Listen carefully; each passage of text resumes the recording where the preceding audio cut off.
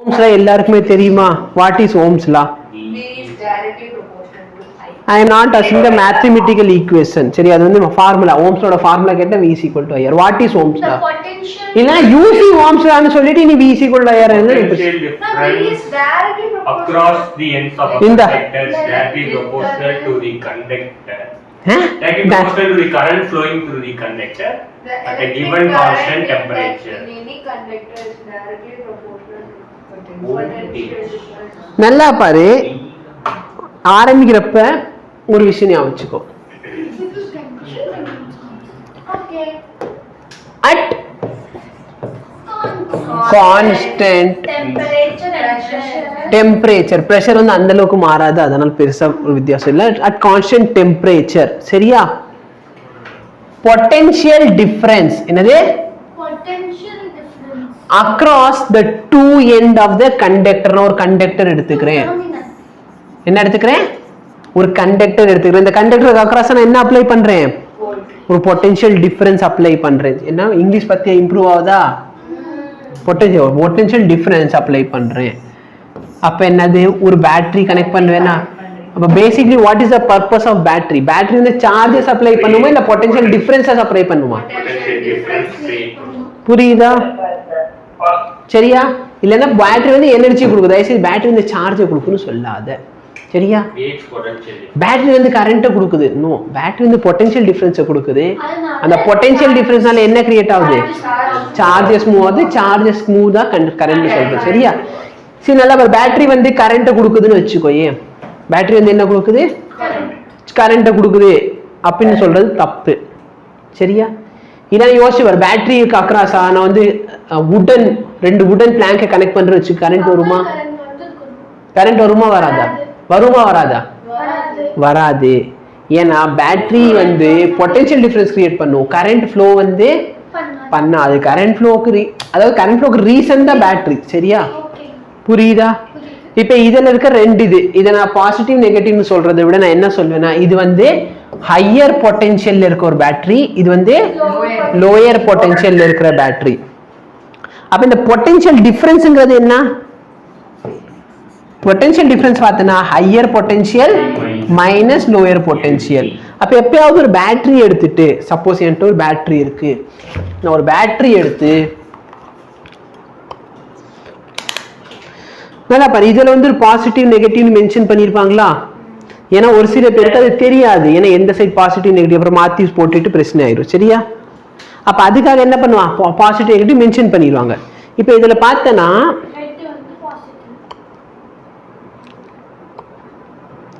யாராவது வா, சீக்கிரமா சீக்கிரமா யாராவது வாங்க, சீக்கிரம் இதை பிடிச்சுக்கோ. பாசிட்டிவ் வந்து இதுல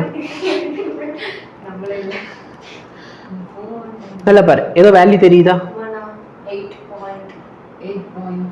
8.05.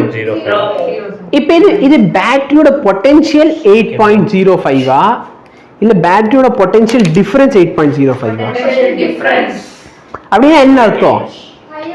ஹையர் பொட்டன்ஷியலுக்கு ஏதோ ஒரு வேல்யூ இருந்திருக்கலாம், கரெக்டா? லெட் மீ சே 8 தான் பொட்டன்ஷியல் டிஃபரன்ஸ் வச்சுக்கோ. சரி, 8.05 வந்துச்சா? 8 அசியூம் பண்ணிக்கோ ஃபார் சிம்பிள் அண்டர்ஸ்டாண்டிங். அப்ப நல்லா பார்த்தனா லோயர் பொட்டன்ஷியல் 0ன்னு எடுத்தா ஹையர் பொட்டன்ஷியல் 8ல இருக்கு. அப்பதான் டிஃபரன்ஸ் எவ்வளவு? 8 வருதா? சப்போஸ் லோயர் பொட்டன்ஷியல் 1 வோல்ட்ல இருக்குன்னு வச்சுக்கோ, அப்ப இது எவ்வளவு வோல்ட்ல இருக்கணும்? 9ல. என்ன சொல்றேன்ட்டு புரியுதா? புரியுது கோபிகாக்கு? கவனிக்கவே இல்லைல்ல? புரியுது, சரியா? அப்ப சப்போஸ் என் ஹையர் பொட்டன்ஷியல் பேட்டரி 4ல இருக்கு, அப்ப இந்த பேட்டரி எவ்வளவுல இருக்கு? -4ல இருக்கும். புரியுதா? அப்பதான் பொட்டன்ஷியல் டிஃபரன்ஸ் என்னது? புரியுதா? எஸ். அப்ப பொட்டன்ஷியல் டிஃபரன்ஸ் அப்ளை பண்ணிட்டேன். அப்ப இங்க இருந்து ஹையர் பொட்டன்ஷியல் இருக்கு, அங்க லோயர் பொட்டன்ஷியல் இருக்கு, கரெக்டா இல்லையா? ஒரு குழாய் பைப் எடுத்துக்கோ, ஒரு பைப் இருக்கு என்கிட்ட அசியூம் பண்ணிக்கோ. இந்த பைப்புக்கு வந்து என்கிட்ட ஸ்கேல் இருக்குன்னு அசியூம் பண்ணிக்கோ, சரியா? இதான் தண்ணின்னு வச்சுக்கோ. இப்ப நல்ல பாரு, நான் இப்படி வச்சிருக்கேன்னா தண்ணி ஓடுமா? அதே நான் இப்படி வச்சேன்னா ஓடிச்சா இல்லையா? ஏன் ஓடிச்சு? ஓடுனே ஓடலனே விழுந்துச்சுனே. ஏன்? ஏன்னா நல்லா பாரு, நான் வந்து இந்த இடத்துல ஹையர் பொட்டன்ஷியல் இது பார்த்தேன். MGH அதிகமான ஹைட்ல இருக்கா? கரெக்டா? இங்க H கம்மியா இருக்கா? அப்ப MGH. இந்த பொட்டன்ஷியல் டிஃபரன்ஸ் அதிகமாக என்னாச்சு? வேகமா கீழே வருதா? புரியுதா? ஒரு பியூரேட் எடுக்க தெரியுமா? பியூரேட்னா என்னன்னு தெரியுமா? எடுத்துட்டு வா, ஒரு பியூரேட் எடுத்துட்டு வா, அந்த மாதிரி ஒரு கான்சென்ட்ரேஷன்ல போடு. அப்ப நல்லா ஒரு கான்ஸ்டன்ட் டெம்பரேச்சர்னு சொன்னா பொட்டன்ஷியல் டிஃபரன்ஸ் அப்ளை பண்ணா என்ன ஃப்ளோ ஆக ஆரம்பிச்சிருச்சு? Directly proportional to current. எவ்வளோ நான் பொட்டன்ஷியல் டிஃபரன்ஸ் இன்க்ரீஸ் பண்றேனோ கரண்ட் அவ்வளோ என்ன ஆகும்? இன்க்ரீஸ் ஆகும். புரியுதா? Any difficulty? டேய் இப்ப ஒரே ஒரு நிமிஷம் சரியா? இந்த ஒரு பையனை போட்டு அடி எடுத்துட்டு வந்தாதான் இவன் அறிவுக்கு வரும். அது பிரச்சனை இல்லை எனக்கு. Graph voltage versus current graph எனக்கு என்ன கொடுக்கும்? So V/I கிராஃப் வந்து எனக்கு என்ன கொடுக்க போகுது? Slope which is nothing but tan theta. Physical quantity என்ன குவான்டிட்டி கிடைக்கும்? ரெசிஸ்டன்ஸ். Any difficulty? ஸ்லோப் கிரேட்டரா இருந்தால் ரெசிஸ்டன்ஸ் கிரேட்டரா இருக்கும். புரியுதா? Slope 1 is greater than slope 2 அப்படின்னு சொன்னா ரெசிஸ்டன்ஸ் 1 is greater than நல்லா ஞாபகம் வச்சுக்கோ. Voltage versus current, current versus voltage கொடுத்துட்டேன் வந்துட்டு வந்துடாது. சரியா? புரியுதா? ஓம்ஸ் லைன் வெக்டார் ஃபார்ம் ரொம்பவே இம்பார்ட்டன்ட். ஓகேவா? Ohm's line vector. V is equal to IR ல எல்லாமே ஸ்கேலரா?